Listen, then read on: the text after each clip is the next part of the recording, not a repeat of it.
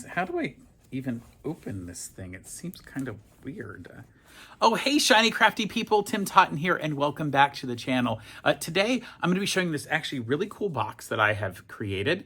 And it's not actually my complete idea, but it is a design that I worked out after seeing this really cool folding box at a theme park. Sounds weird, doesn't it? Well, I want to show you quick how it works. Like, see how it's closed, you can't get into it, but if you lift the lid and spin, now it's open and you can see all your stuff inside.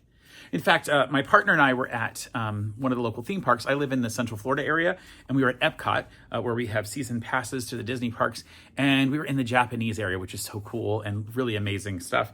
And they have a wonderful store, and inside they were selling these tiny little boxes, like it was meant for a ring or something. And they were like this. They were open, but when you spun the fabric, it made a closure, and you spun it, and then you could close the lid, and all of a sudden, it was a closed box. See, closed without a lid because it made the lid itself. It was so cool. And I took that tiny little box idea and said, you know what?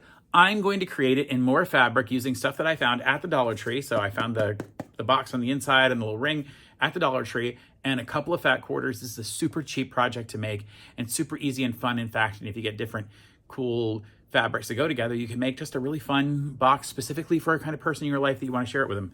And you'll see how pretty that design is. So why don't you come down to the table with me and I'll show you all the stuff you need to make this project.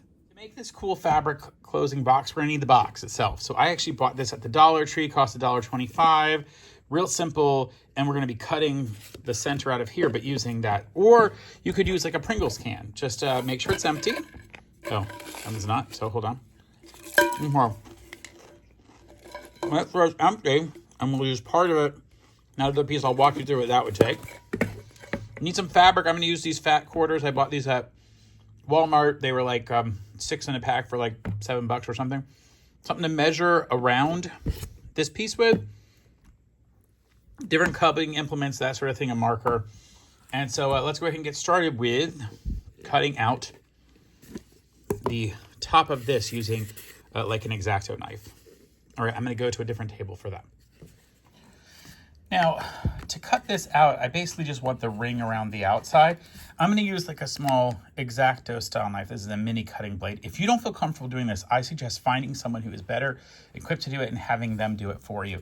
I'm just going to run this along the center, the inside edge of this and get a cutout sort of started. I'm using that momentum, see there, to get it done. And again, I'm going to be extra careful. You really need to be as careful as you can be doing this. And like I said, if you don't feel comfortable, find somebody in your world who is comfortable cutting this kind of stuff out and say, hey, I need help making a project. Just cut this thing out for me. You can also come back with a pair of scissors if you wanted to and do it with that. That really would be up to you. And I'm going to try some from this side, seeing if it works out better. And it actually is working out a little better for me to do it from this side. You could even go so far as to peel the paper off of this if you felt like that was a better plan, but I like the thickness of this outer edge. So I'm just being really careful. I'm going to make sure my fingers are out of the way as I do it and cut along this point.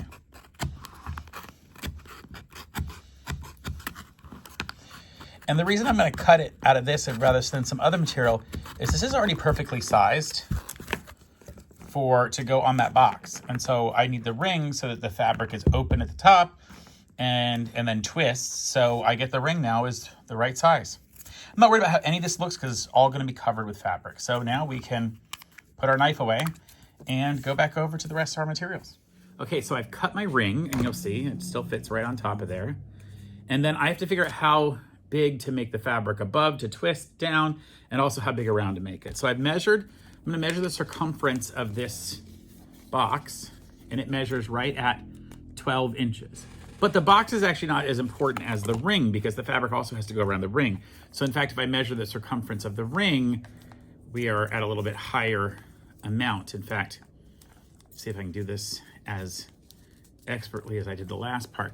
The ring is a little over 12 and a half. It's like 12 3/4 or 12. That's right at about 12 and a half. So I'm gonna at least go to a 13-inch wide piece of fabric so that when it's sewn together using just barely a 1/4 of an inch seam, it'll be that 12 3/4 to 12 1/2 here that'll go around this. It'll be a little baggy on the outside of the box, but I don't think it'll be too noticeable.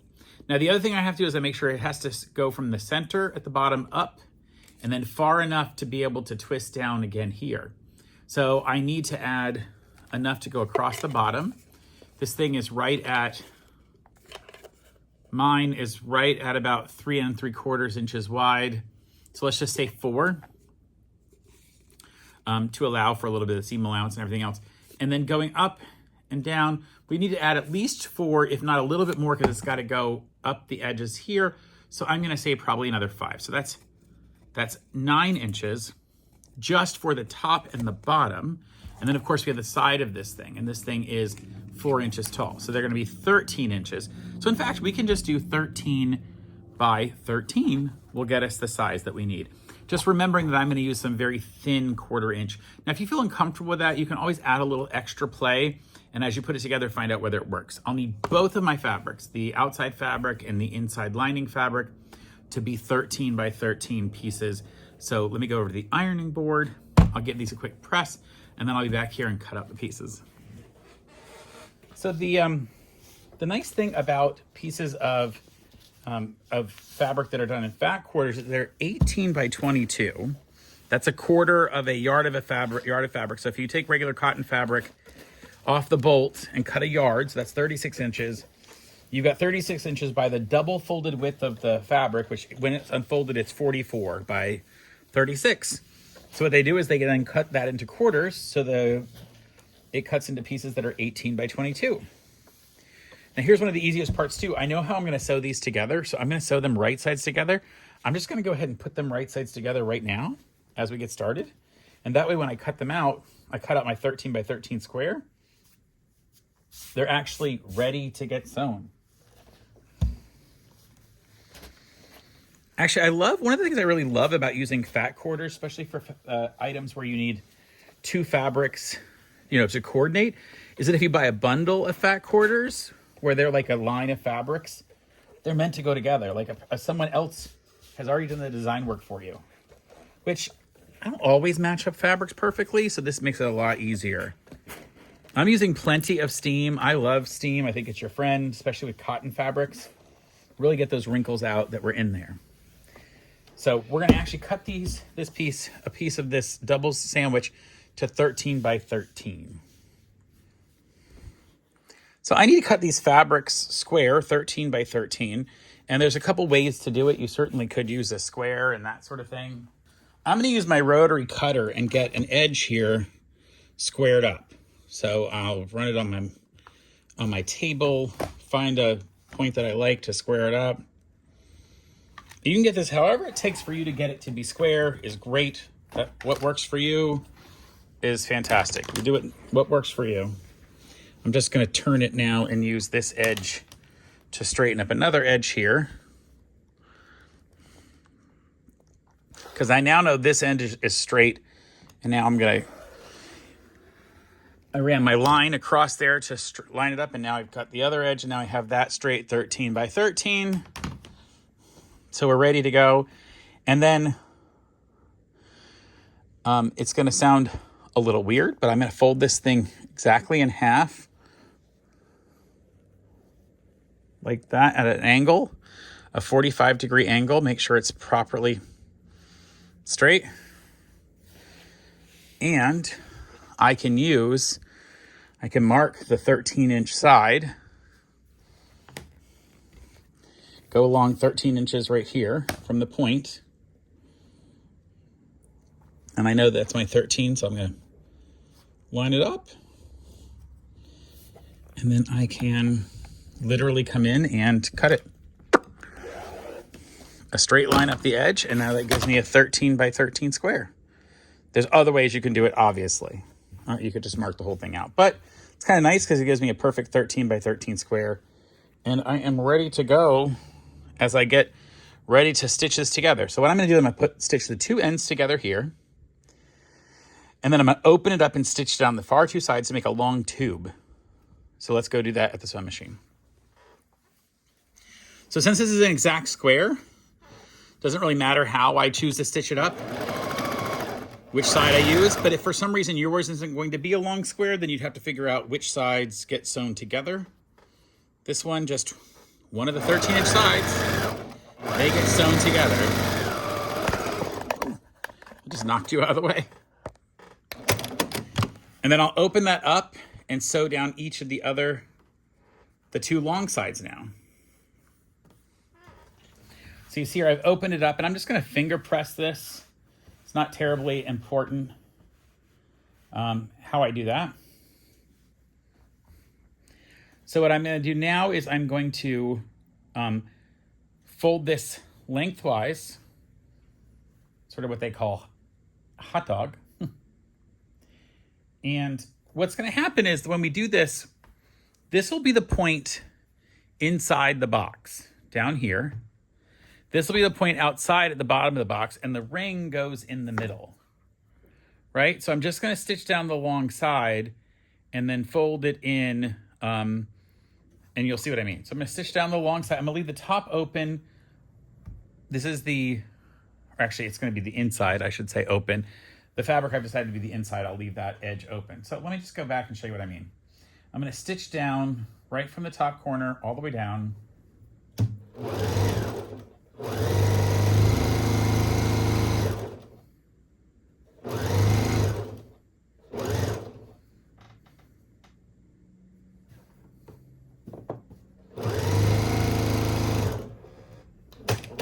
And I've run out of bobbin. Let me get that replaced and we'll start again. Now where these edges come over, I'm gonna actually push the fabrics down the same way rather than fold. You might nest them together, but it's not really gonna be helpful that way because this is where the ring goes through. So I'll push them down to each other.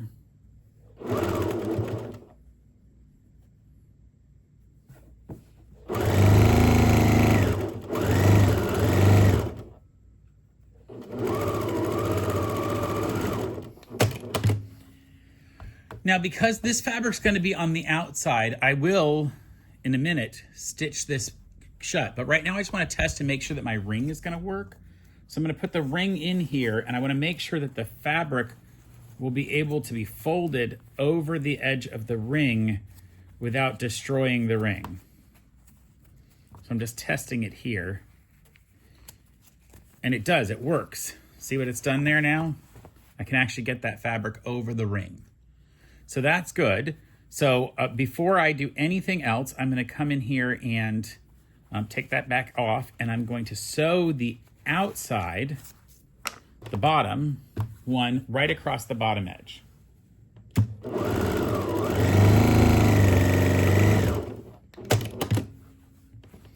So that now gives me my bottom edge of those. And I'm going to do something a little unusual. I'm going to come in and tack to the center of this. So I need to find the center. And the center is actually going to be from the stitch line here to the other folded side. So I'm actually going to fold this in half, but not completely in half. I'm going to fold it from that folded edge to the stitch line. And that gives me a center point that I'll put a pin into. Just there.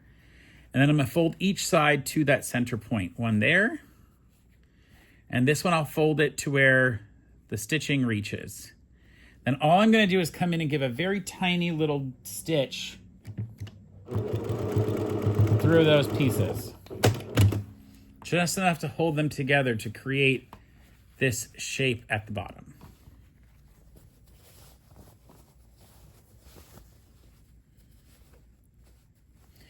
And what that's going to do is allow it to sort of flatten out on the bottom edge.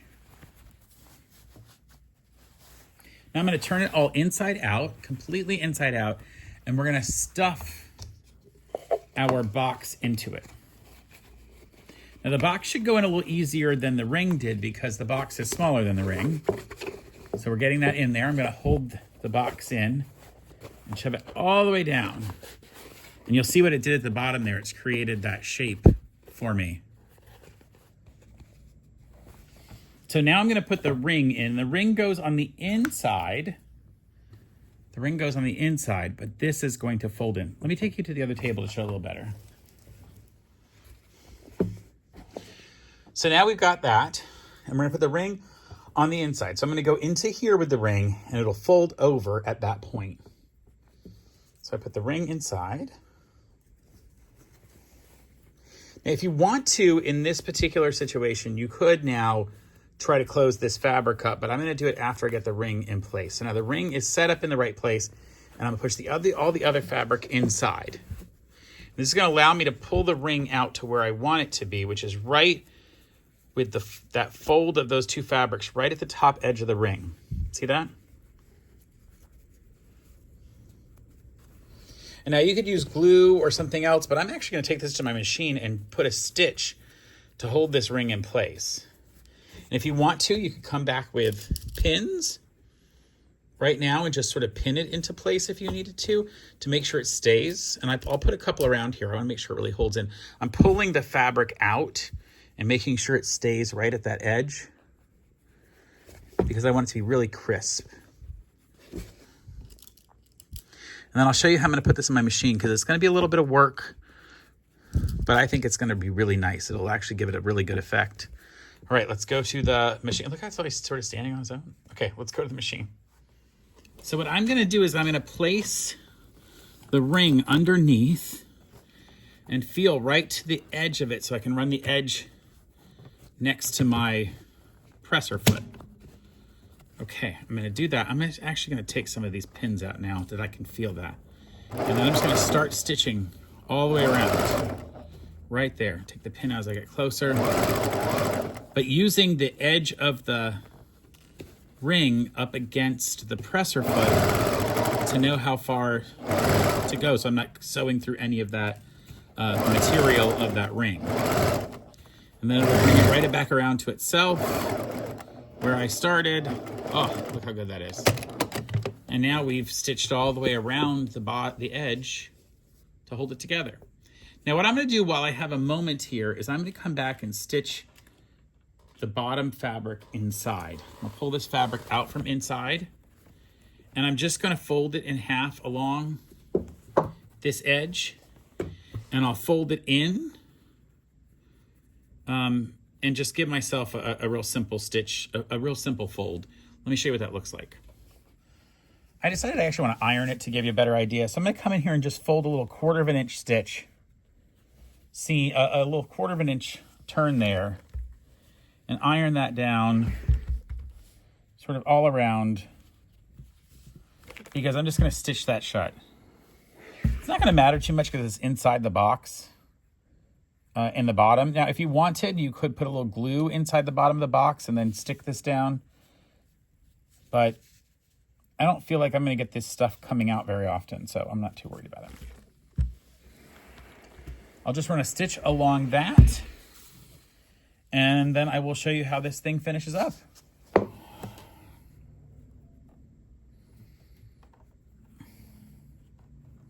Now I'm using contrasting thread so you can really see it, but honestly, if you wanted to use the gray that matches better, I'm using a black thread, but gray, you know, it's not going to be all that visible.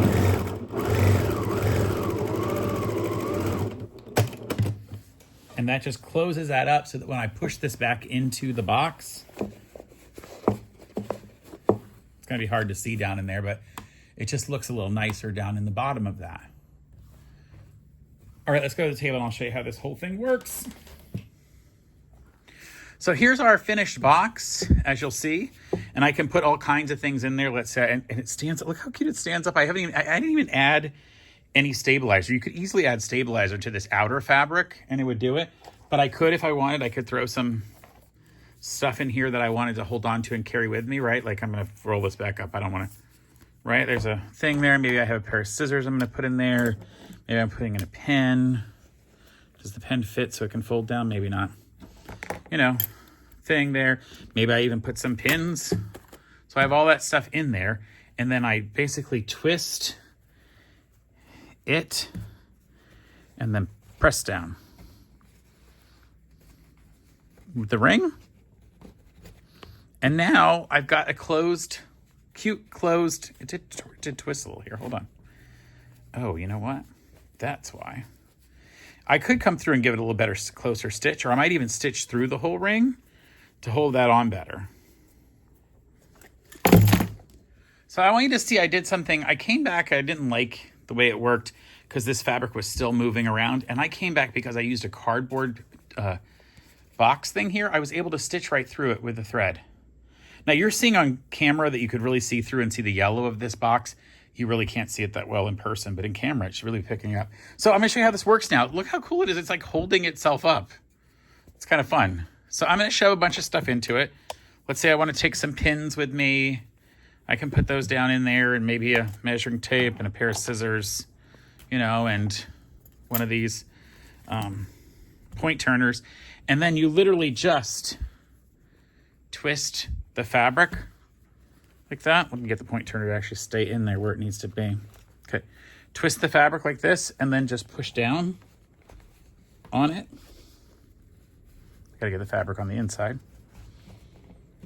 Push down on the lid, and now it's all closed in there. Look how cute that is. And now I have this closed box that I can carry around with stuff. Then I just lift it up and open. Now you could decide if that was too tight for you, you could do something a little bit different. I'll show you what I mean. You could actually have made the ring a little bigger by sort of cutting it and adding another little bit of more of the ring, a piece later material. But I kind of think it's okay. It depends on how thick a material you're gonna use for your fabric. If you're using a much thicker fabric, you're gonna need a little bit bigger ring. But they do sell sometimes matching box sets and you can get a bigger lid. In fact, this was a part of a 3-size box set, so I could have gotten the next one up. Would have been about a 1/2 inch. But literally if I just twist that and then fold down, push down, it closes actually way easier than I kind of thought it would. Now the other thing that you can do, it's not so noticeable with the fabric here, the way it kind of spins, but you could actually use a little less of the fabric that I added in. Maybe I would do maybe like an inch smaller this next time, or 1/2 inch, so that it was really tight here, because I can almost kind of put my finger in. But really the way you solve that is by just twisting it more. Twist it until it's super tight. So what I would do is, instead of just barely twisting it and turning it, I would really twist it really good. Right up until, like, see, I've almost twisted it like 2 or 3 times. And then when you push it down, it's really gonna hold in there and it's not going anywhere. I need a little bit of a thing to put it down on. And so then there's your cute little box. And it's closed. And the great part is when you wanna open it, you just pop it off and twist it open. And now it's got all your stuff inside. Super easy. I loved making that. I have to tell you, I don't know when I'm going to use that other than like to have it in my, and have this funky, cute little box of stuff that I can put stuff in. But what a fun sort of way to create something that you can easily store stuff and not lose the lid. All right. I hope you enjoyed making this one with me, and it inspires you to try some of your own sort of designs based upon other things. And of course, maybe this shows you that you can figure out stuff like this too. It really wasn't that difficult to put together. So until next time, folks, stay crafty. Bye for now. I almost want to make it like out of like waterproof material, and then I can just take my lunch in it. Oh, I'd have to eat hot dogs like every day though.